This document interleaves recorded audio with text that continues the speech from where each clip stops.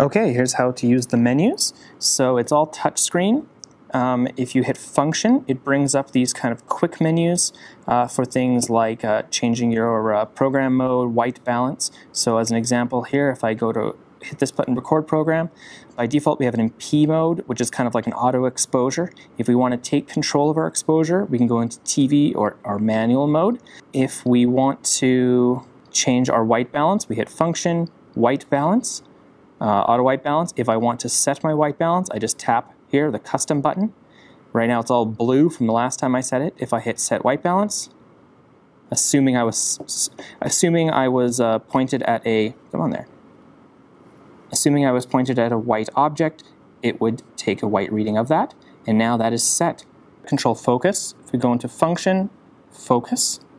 If we want manual focus, we can turn it on, and then we basically tap on whatever we want to be in focus, though you can really do this all the time if you want.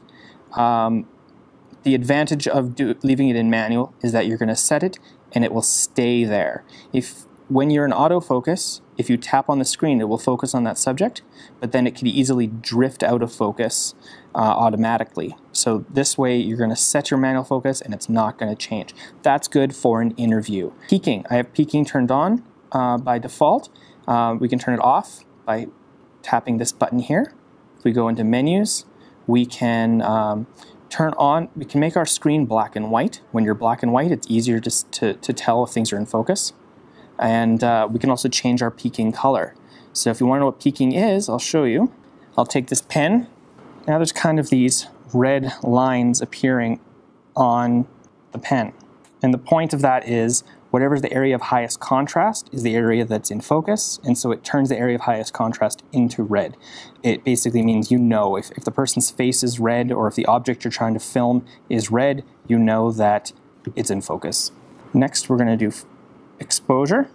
So this is exposure compensation. I can tap on an area I want to focus on, and or I can use this thing here to tell it to be, 2 stops brighter, or I could be, 3/4 of a stop under. So this is compensating the auto exposure. So this is kind of a quick way to make something a little brighter or a little darker. However, it's still automatically choosing the exposure overall. We also have zebras. By default, I have them turned on.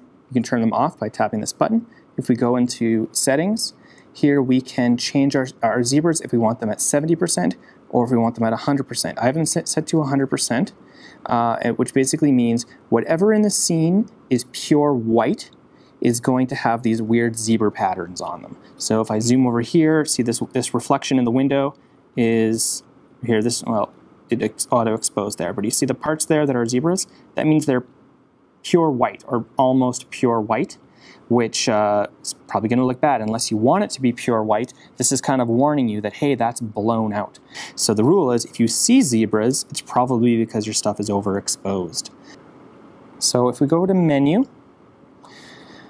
here's kind of the default settings that I've chosen for all the cameras. Zoom speed level, I have turned up to fast, just so you can zoom really quickly. Typically you don't want to be zooming while you're recording unless it's for an effect. So you usually want to record wide, then quickly zoom in, record medium, then quickly zoom in, record tight. I have my zoom rocker speed set to variable. That basically means so that if here on the rocker, if I'm pushing it just a little bit, it's going to zoom slow. If I push it in all the way, it's going to zoom fast. So handle rocker speed, I have this turned up all the way. I find the default up at the top, the top zoom in and zoom out button is way too slow, and I have that set to constant. Neutral density filter, leave that on auto. What the neutral density filter is basically sunglasses for your lens. When you're outside and it's way too bright in bright sunlight, it will pop little sunglasses in front of your lens. That makes it so that when you're outdoors, the lens doesn't have to be all the way at like f/22. Because when your lens is at f/22, the image can get quite soft and still be overexposed. So just leave this on auto. If we tap on this one here, I have it's set to MP4. You can choose AVCHD or MP4. They're both going to be the same quality, but the advantage of recording to MP4 is that you're saving, .mp4 files on the SD card, which you can just quickly grab off of the card, drop into a program and edit it right away, or you could just send the file as it is to someone.